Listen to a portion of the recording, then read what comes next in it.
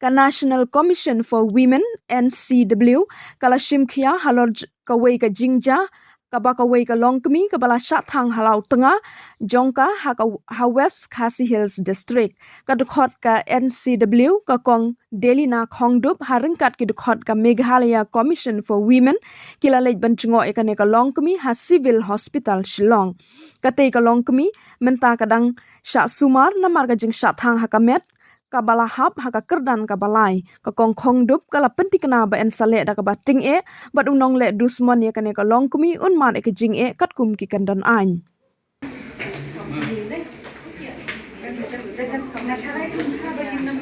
the victim who has suffered brutal injuries. Yes. What have you come to know about the incident, and can you tell us further about it?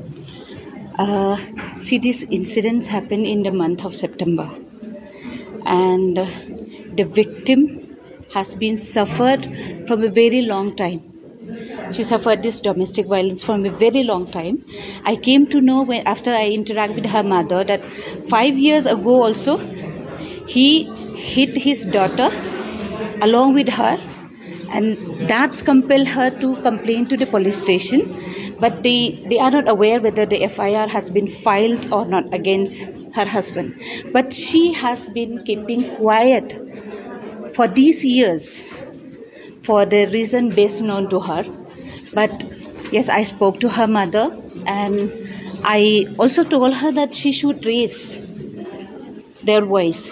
If not to the police also, we have our village council that every woman should raise their voice if they face any kind of problems, especially the domestic violence.